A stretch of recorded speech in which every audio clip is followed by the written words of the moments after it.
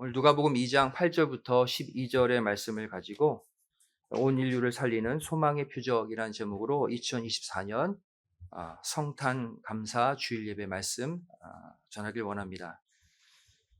오늘은 우리 죄를 해결하기 위해서 친히 하나님께서 인간의 몸을 입고 이 땅에 오신 예수님의 탄생, 이것을 기념하는 성탄 주일입니다. 그리고 이제 10일만 지나면 2024년은 사라지고 새해 2025년이 우리에게 찾아오죠. 참 신기하게도 하나님께서는 예수님의 성탄을 통해 한 해를 결산하게 하셨습니다. 성탄절이 언제입니까? 12월 25일이에요. 12월 25일부터 딱 한 주가 지나면 정확히 신년 1월 1일이에요. 전 이것이 우연이 아니라고 믿습니다. 예수님의 탄생을 한 해의 마지막, 한 주 남겨놓은 그 시점에 우리에게 기념케 하셨을까? 아기 예수님의 진정한 탄생을 우리가 감사하고 고백할 때 한 해가 올바로 마감된다는 거예요. 오늘 이 성탄 감사 예배를 통해서 각자의 마음속에 세상 것 다 내다버리고 오직 아기 예수님만이 탄생하시는, 그래서 올 한 해를 진정 아름답게 마감하시는 축복된 성도들 다 되시기를 주님의 이름으로 간절히 축원드리겠습니다. 오늘 본문 누가복음 2장 12절 말씀을 보시면 특별히 강보에 쌓여 구유에 누인 아기가 우리에게 표적이다 라고 말씀하고 있습니다.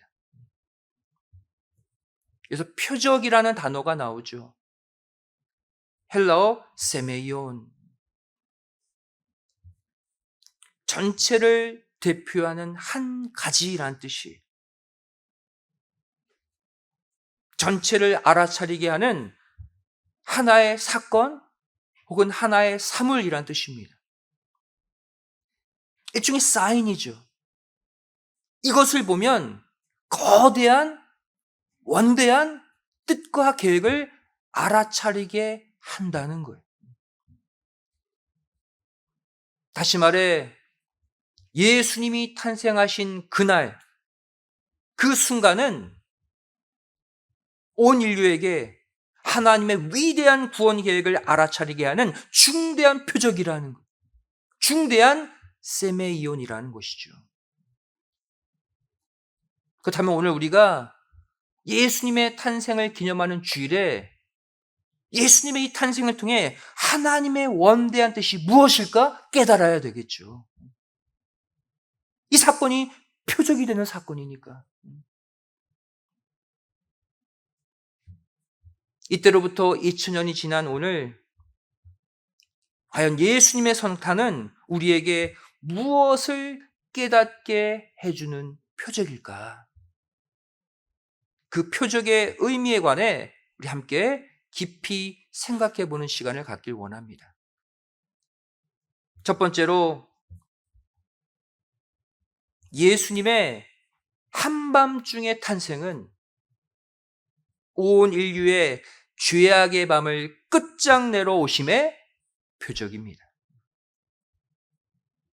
예수님이 하루 중 언제 탄생하셨습니까?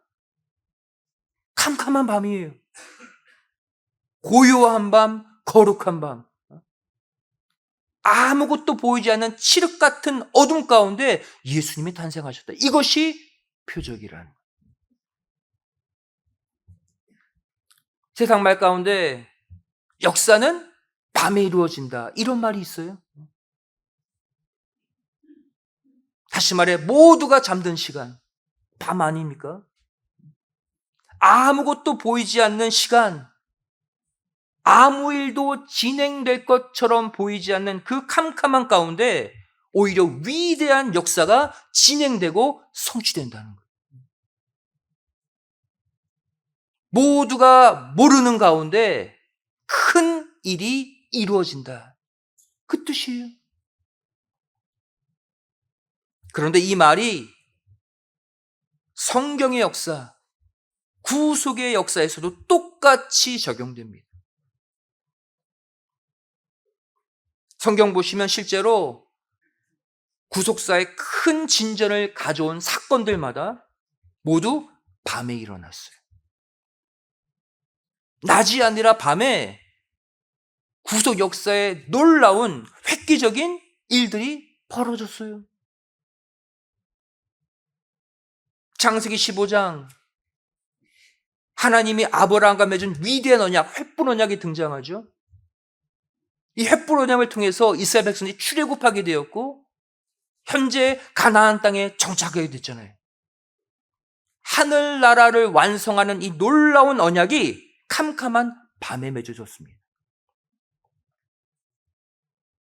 또 야곱이 자신을 죽이려는 형 에서를 피해 베델로 가서 거기서 사닥다리 계시를 받잖아요. 비로소 그때 하나님이 야곱의 하나님이 되십니다. 그 시간도 밤이었어요. 또 야곱이 야복강가에서 천사와 씨름하며 기도하는 가운데 옛 자아를 죽이고 새 사람 이스라엘이 된 순간도 한밤중이었습니다.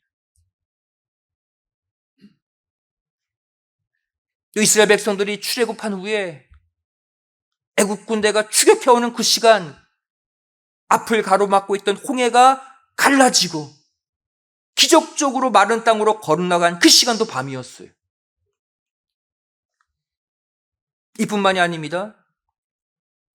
사사시대로 가서 사사 기드온이 300명의 용사만을 가지고 거대한 미디안 군사들을 쳐 부순 시간도 밤이었어요.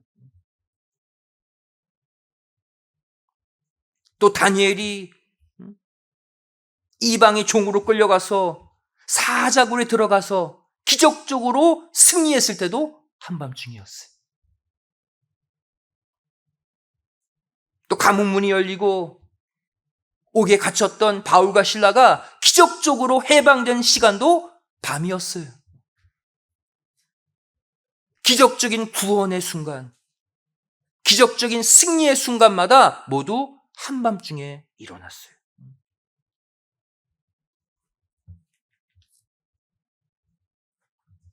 그런데 하나님은 이 가운데 또 하나의 위대한 밤의 역사를 공개하셨습니다. 그것이 무엇입니까? 바로 아기 예수님이 탄생하신 밤이에요.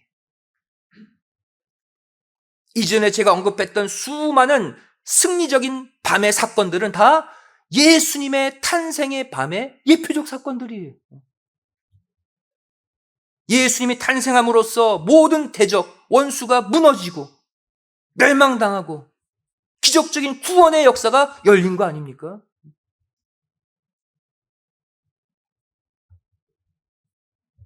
온 인류의 구원자 예수님이 왜 하필 한밤중에 태어나셨을까? 근본적인 이유가 있어요. 바로 이 땅의 모든 죄악, 칠흑 같은 어둠을 끝장내시기 위해서 어둠 가운데 태어나신 거예요. 그 어둠을 집어 삼키기 위해서 친히 그 밤 가운데 이 땅에 오신 거예요. 요한복음 1장 5절은 예수님의 탄생을 빛과 어둠으로 표현하고 있어요.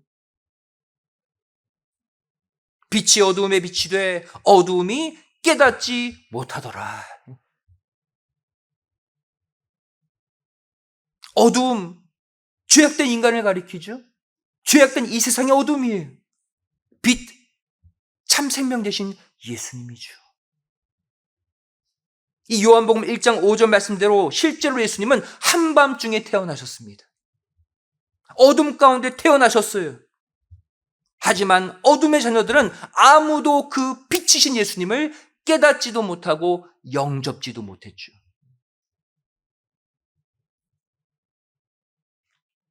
성도 여러분, 오늘날도 마찬가지입니다. 여러분, 예수님이 없는 인생은 밤도 밤이고 낮도 밤이에요. 아무리 랜턴 환하게 켜놓고 전등 환하게 켜놓고 살아도 예수님 없으면 밤입니다.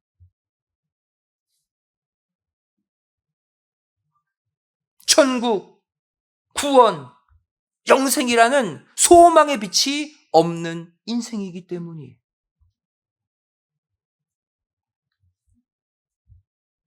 오늘 이 성탄 감사 예배를 통해서 아기 예수님을 여러분의 삶의 정점, 꼭대기에 다시 올려놓으시는 가운데 예수님이 진정한 참 빛, 참 랜턴이에요. 그래서 그동안 지속되었던 여러분 삶의 낙심의 밤, 근심의 밤, 슬픔의 밤에서 완전한 빛으로 나아가시기를 주님의 이름으로 간절히 축원드리겠습니다. 두 번째로, 예수님이 특별히 가난한 가정에서 태어나신 것은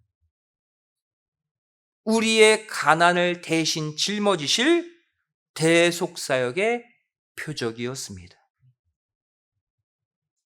예수님의 탄생의 모든 환경이 다 표적이에요.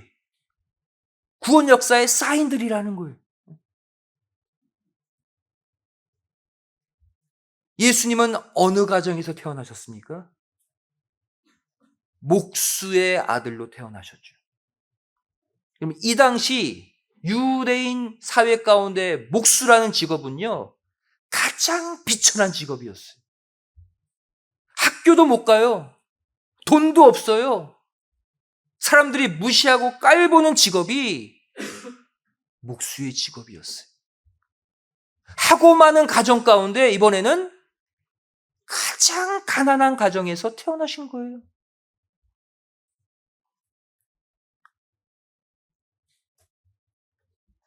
예수님의 가정이 지극히 가난했다는 것을 알 수 있는 구절이 있습니다. 이 당시 유대인들의 법, 율법에 의하면 아기를 낳으면 일정 기간이 지난 후에 정결 예식을 드려야 돼요. 제물을 바치게 되어 있습니다. 근데 아기 예수를 낳고 가진 이 요셉과 마리아 가정의 정결 예식 모습 볼게요. 제물이 무엇인지. 누가복음 2장 22절부터 24절의 말씀 보시면, 모세의 법대로 결례의 날이 참에 아기를 데리고 예루살렘에 올라가니, 이는 주의 율법에 쓴 바 첫 해에 처음 난 남자마다 주의 거룩한 자라 하리라 한 대로 아기를 죽게 드리고, 또 주의 율법에 말씀하신 대로 비둘기 한 쌍이나 혹 어린 반구 둘로 제사하려 함이더라 그랬어요. 아기가 태어나면 일정 기간이 지난 다음에 성전에 올라가서 제물을 바쳐야 되는데, 이들이 바친 제물이 뭐라는 거예요? 비둘기 한 쌍 혹은 어린 방구 둘. 비둘기 제물을 준비했다는 거예요. 여기에 등장하는 비둘기 한 쌍, 어린 방구 둘은요, 특별히 가난한 자들이 드리는 정결 예식의 제물이었어요. 소나 양을 구입할 능력이 없는 자들은 비둘기로 대신 바치라고 하나님이 허락하셨거든요. 레위기 12장 8절의 법대로입니다. 그 여인의 힘이 어린 양에 미치지 못하거든. 어린 양을 바칠 만한 돈이 없거든, 이런 뜻이죠. 산 비둘기 둘이나 집 비둘기 새끼 둘을 가져다가 하나는 번제물로, 하나는 속죄제물로 삼을 것이요. 요셉 가정이 지금 뭘 바쳤어요? 비둘기. 가난했다는 거예요.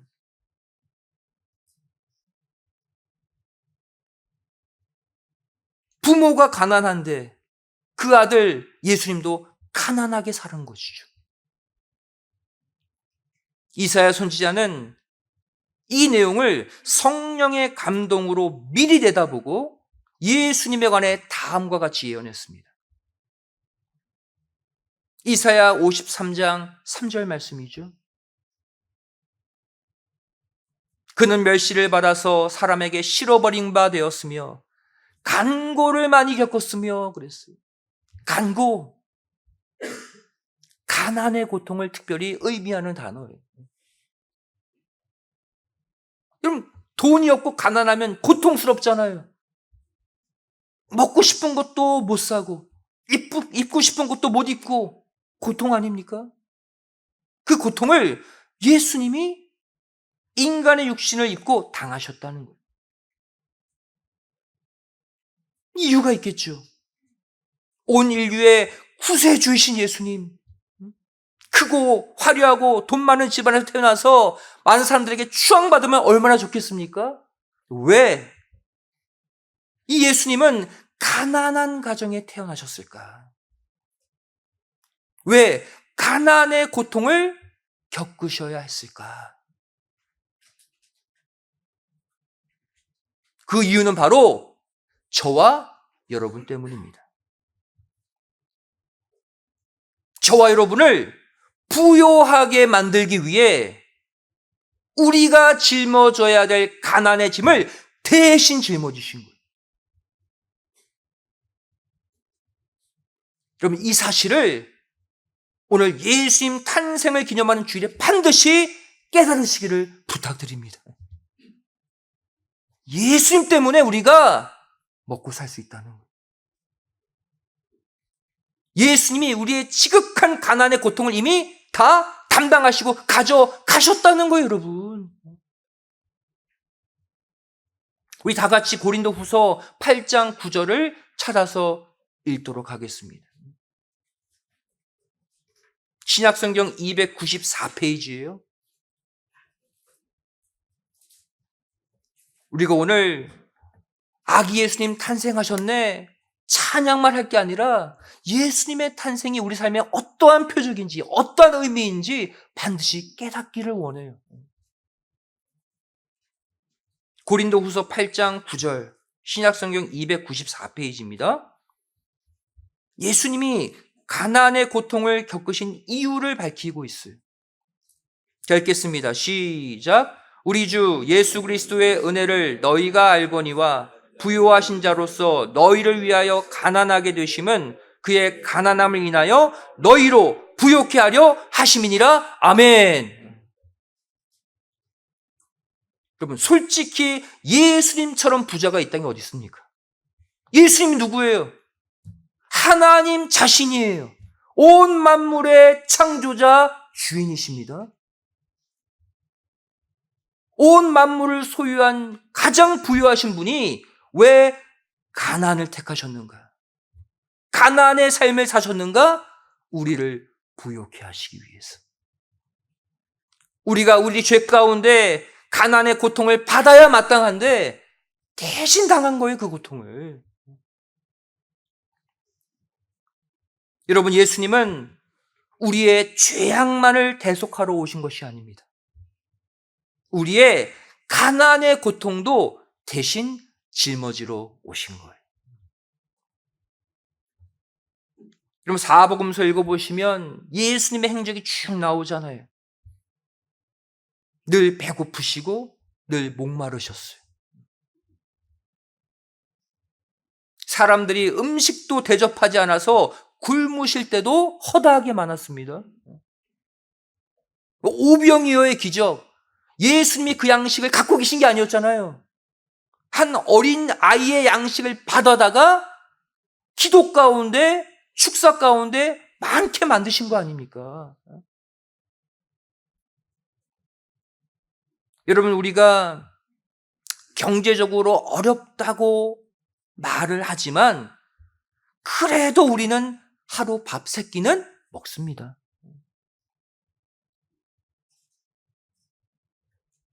예수님께서 우리 대신 밥도 굶으시고, 우리 대신 냉수 한 잔도 못 드시고, 우리 대신 밤새 잠 한숨 못 주무시고 종교 지도자들에게 시달리시고, 결국 우리 대신 벌거 벗긴 채로 우리 대신 십자가에 달리신 거예요.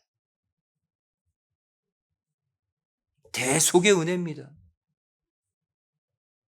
그래서 오늘날 우리가 이렇게 먹고 마시고 입고 따뜻한 집에서 잠을 잘 수가 있는 거예요. 2024년 이 성탄 주일 아침을 맞이해서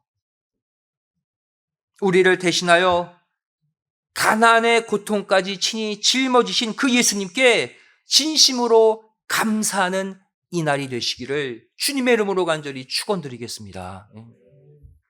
그럼 예수님의 성탄의 의미를 정확히 깨닫는 자녀에게 축복해 주시지 않겠습니까? 네가 내 아들 성자 예수님을 이렇게 정확히 깨닫고 영접하는데 내가 복주마, 하나님이 기뻐하시는 거예요. 세 번째로 예수님이 탄생하신 장소도 표적입니다. 어디에서 태어나셨어요? 마국간 말구유죠. 예수님이 말구유, 말밥통에서 태어나신 것은 모든 짐승의 밥, 아사셀 양으로 바쳐질 것의 표적입니다.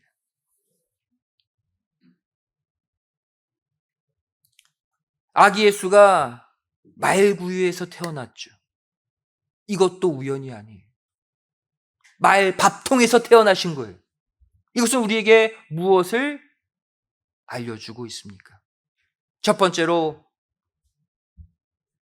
예수님의 말구유에서의 탄생은 온 인류에게 지극한 겸손을 가르치고 있습니다. 겸손하라는 것, 낮아지라는 것. 말구유에 태어나신 예수님의 모습을 통해서 창조주 하나님께서 너희 인간을 위해 이렇게까지 낮아지셨는데 너희는 어디까지 낮아질 수 있느냐 묻고 계신 거예요. 지금으로부터 2000년 전 저와 여러분을 구원하기 위해 창조주 하나님이신 그분이 냄새나는 말밥통에 태어나셨다? 나를 구원하기 위해?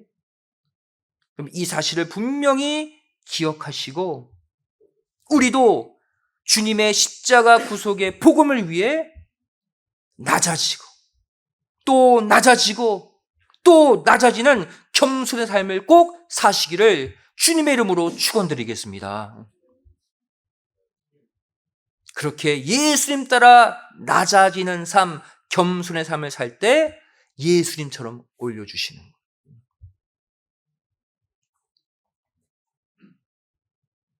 또한 예수님의 말구유의 탄생은 우리에게 무엇을 알려주고 있습니까? 모든 짐승들의 밥, 양식이 되실 아사셀 양으로서의 속죄 사역을 예표하고 있습니다. 모든 짐승들에게 뜯기는 양식, 먹잇감이 될 것을 예표하는 거예요. 레위기 16장 10절 말씀 보시면 종교력 7월 10일 대속죄일의 규례가 나옵니다. 대속죄일 1년 가운데 하루 모든 백성의 죄를 사함받는 절기잖아요. 이날 이러한 행동을 하라고 말씀하고 있어요. 아사셀을 위하여 제비 뽑은 염소는 산대로 여호와 앞에 두었다가 그곳으로 속죄하고 아사셀을 위하여 광야로 보낼지니라 그랬어요. 다른 짐승은 죽여서 바치고 이 아사셀을 위하여 제비 뽑은 이 짐승은 광야로 내보내서 짐승의 먹이가 되게 하라는 거예요.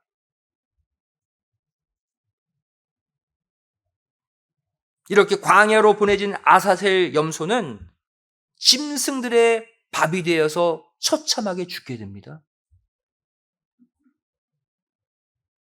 이 또한 예수님의 속죄 죽음의 예표예요. 다시 말해 말밥통, 말구유에 태어나신 예수님은 실제 어떻게 운명하셨습니까? 33년 되던 해 결국 짐승과 같은 종교 지도자들, 짐승보다도 못한 로마 군병들에 의해서 실제 온몸이 처참히 찢겨지는 아사셀 양으로 죽으셨어요. 실제 짐승의 밥이 되셨습니다. 요한복음 6장 35절에 예수님이 말씀하셨죠. 예수께서 가라사대 내가 곧 생명의 떡이니 내게 오는 자는 결코 줄이지 아니할 터이요 나를 믿는 자는 영원히 목마르지 아니하리라. 내가 너희들의 양식으로 왔다는 거예요. 너희들의 먹잇감으로 예수님이 오셨다는 거예요. 또 요한복음 6장 53절 말씀 보시면 예수께서 이르시되 내가 진실로 진실로 너희에게 이르노니 인자의 살을 먹지 아니하고 인자의 피를 마시지 아니하면 너희 속에 생명이 없느니라. 짐승 같은 우리 인간들의 양식이 되어 주시려고 이 땅에 오셨다라고 말씀하고 있어요. 내 살 뜯어 먹고 내 피 마시라는 거예요. 나는 죽지만 너희를 살리겠다는 거예요.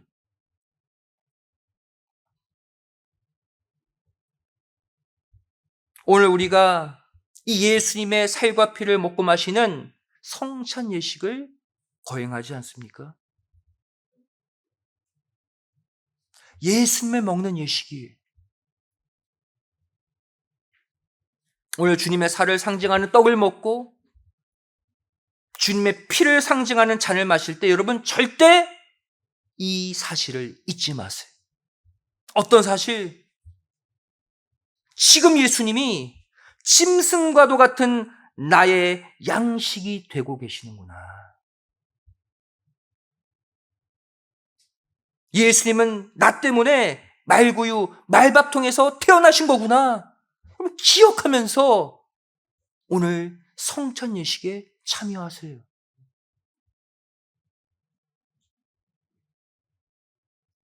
이렇게 정말로 죄송하고 또 정말로 감사한 마음으로 오늘 성찬 예식에 참여하실 때 우리 안에 주님의 영원한 생명이 충만하게 채워질 줄로 믿습니다.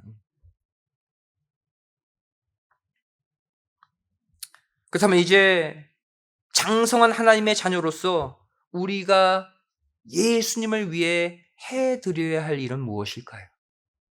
지금까지 받기만 했잖아요. 이제 저와 여러분이 반대로 예수님의 양식이 되어 드려야 할 줄로 믿습니다. 이제는 우리를 드세요. 나를 받아주세요. 나를 드릴 수 있어야 돼요.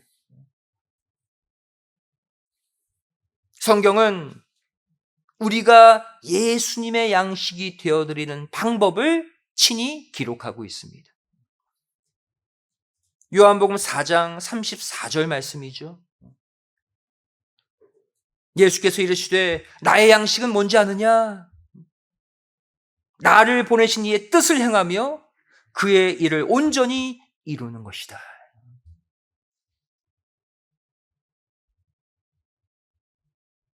내가 너희들을 위해 내 온몸이 찢기고 뜯기는 양식이 되었듯이 너희도 나의 양식이 되어주라. 어떻게? 나를 보내신 아버지의 뜻을 행하라는 거예요. 그 일을 온전히 성취하는 순간 예수님이 배부르시다는 거예요. 이제 말씀을 정리합니다. 강보에 쌓여 누인 아기 예수는 그냥 겉으로 볼 때는 가난한 집안의 한 갓난아기에 불과합니다.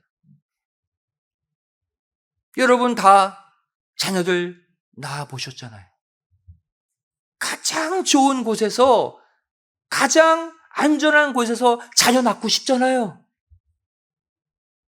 그런데 예수님의 부모 요셉과 마리아는 어떻습니까? 그렇게 아기를 낳고 싶었는데 여관에 방이 없어요.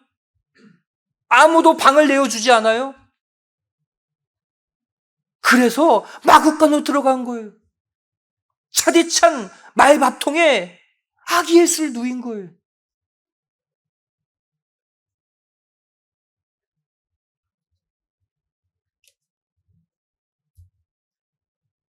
사람들이 볼 때는 정말 가난한 집안에 가난한 아기구나 생각할 수 있지만 오늘 본문 12절 말씀 보시면 그 모습이, 그 아기가 온 인류를 살릴 구원의 표적이라고 말씀하고 있어요.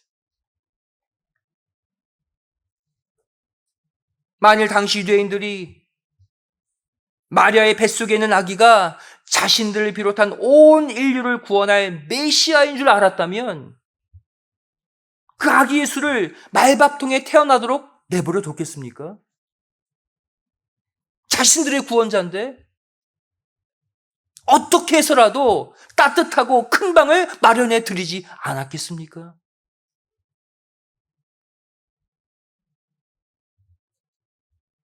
이들은 그렇게 못했어요. 왜? 깨닫지 못했으니까. 하지만 오늘날 우리는 달라야 할 줄로 믿습니다. 이 시간 아기 예수님이 동일하게 태어나시는데 어디에 태어나게 하실 거예요, 여러분? 내 집은 지금 다른 손님들로 꽉 찼으니까 안 됩니다. 내 방은 내가 먹고 자야 될 아름다운 침대가 있기 때문에 안 됩니다. 그러실 거예요.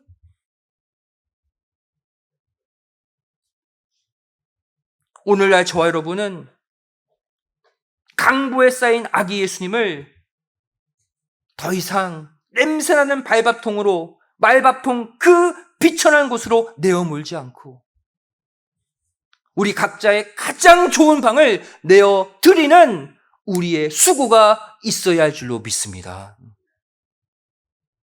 그동안 내 속을 가득 채워왔던 세상에 대한 욕심, 쾌락, 더러운 죄악들 다 비워내시고 그 커다란 방 중앙에 하나님을 사랑하고 이웃을 사랑하는 따뜻한 온기로 잘 준비시켜서 그곳에 아기 예수님을 모셔야 할 줄로 믿습니다.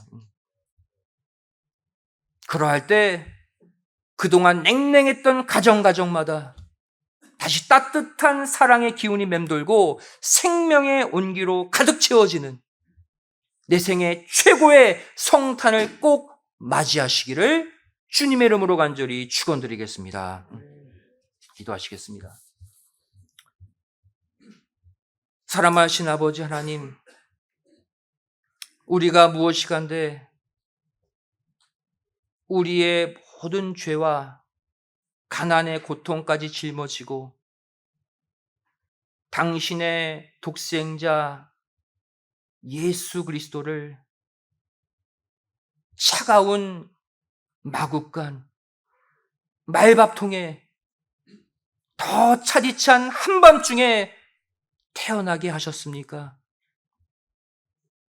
바로 우리의 죄, 우리의 고통을 대신 짊어지게 하시는 아버지 하나님의 사랑의 표적인 줄로 믿습니다. 저희를 지금부터라도 내 마음의 따뜻한 빈방을 다시 준비하길 소원합니다. 오늘 1년 동안 내 마음 중심에 가득 채워왔던 나의 욕심, 나의 쾌락, 나의 즐거움의 모든 가치들을 다 비워내고 내 마음 중심에 따뜻한 이 마음에 강보에 싹인 아기 예수를 다시 모실 수 있는 진정한 하나님의 자녀들이 되게 하여 주시옵소서. 그 예수님이 우리 가정에 진정 태어나셔서 그동안 어둠 가운데 살았던 우리 가정, 우리 직장, 우리 사업체, 우리의 자녀들 모두의 인생을 빛으로 바꾸는 대역전의 인생들이 되게 하여 주시옵소서. 이후에 성찬 예식일 저희를 진행하길 원합니다. 떡과 잔을 먹고 마실 때 우리의 먹이가 되시고 양식이 되신 그 예수님께 감사의 마음으로 동참하여서 결국 예수님이 기뻐하시는 성찬 예식을 하게 하여 주시옵소서. 간절히 빌고 소망하오며 사랑 많으신 예수님의 이름으로 기도드리옵나이다. 아멘. 함께 보겠습니다.